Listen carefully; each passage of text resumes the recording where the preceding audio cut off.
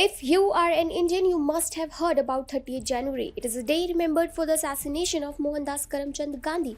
If you search for what happened in the aftermath of his death, you will find at least 100 accounts of leaders mourning for Gandhi.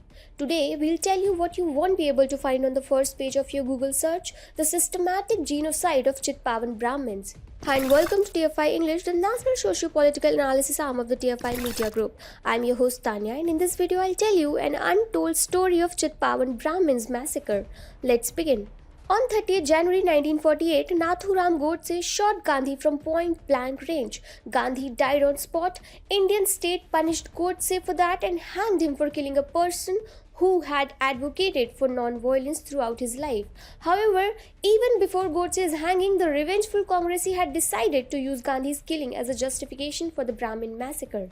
Hours after Gandhi was killed, a wave of violence swept over whole Maharashtra. Chitpavan Brahmins, the class of Brahmins to which Nathuram Godse belonged, were the main targets of groups committing violence. For the next 4 to 5 days, Chitpavans were subject to Mughalesque-era killings, rapes and lootings from Congressees in collusion with anti-Brahmin groups. The series of killings started as soon as Gandhi's assassination news reached Maharashtra. Official accounts suggest that at least 15 people were killed in Mumbai on the very next day of Gandhi's death.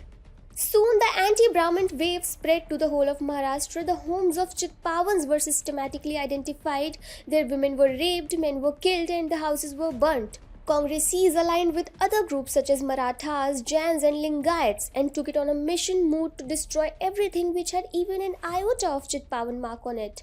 Not just houses were burnt, but even factories and offices which provided jobs were not left by the rioters. The massacre was systematically planned as mobs possessed everything to destroy anyone coming in their way. No matter where mobs reached, they were armed with kerosene canisters, roads, machetes. Buildings were attacked with cotton balls and kerosene-soaked paper, and then they were burnt. Not even those whose families spent their whole life serving the nations were spared. Veer Savarkar's properties were destroyed, and his brother Veer Narayan Savarkar was pelted to death by the mob.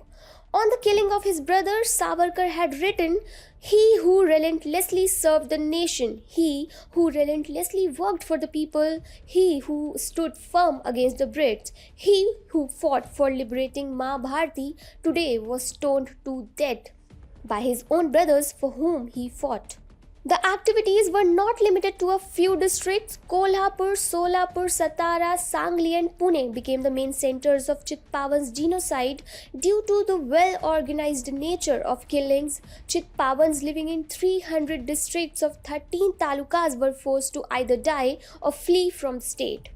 Official reports have shown that more than 1,000 houses were subject to burning in Satara alone. Selected killings were so immense that 3 members of one family were killed by the mob just because their surname was Godse.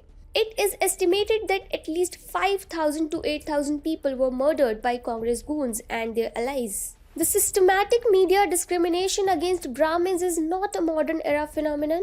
When Chitpavans were subject to systematic murders, no major Indian media portal covered it. If not for foreign media, we would not be giving you a detailed description of independent India's first caste-based atrocity. A few survivors have bravely come forward to detail their story in the public domain. One of them is Arvind Kolhatkar. His house was in Satara, 110 km from Pune. His family was a minority in an area full of non-Brahmins. Firstly, the mob systematically destroyed the furniture and then they took on printing press and typewriter to ensure that if his family survives, they do not have the means to read and write. Chitpavans were one of the most prominent groups opposing British rule in India. Mahadev Ranade, Gopal Krishna Gokhale, Lokmanya Tilak, Veer Savarkar and others were some of the prominent leaders in the independence movement who belonged to Chitpavan family of Brahmins. Moreover, Peshwas, the backbone of Maratha Empire, were also Chitpavans. Due to their prominence in every area, various groups inside Maharashtra had developed enmity with them. These groups were looking for an opportunity to eliminate Chitpavan's influence from Maharashtra. Gandhi's death became a tipping point for them to unleash their revengeful agendas. Whenever people talk about terrorism in India, they do not think for a second before calling Godse a terrorist. Godse did was plain murder, What Congressy goons did in the aftermath imposed an undying terror in the minds of survivors. A whole community had to flee down to fear of their lives. If this is not terrorism, then we need a new definition of the term.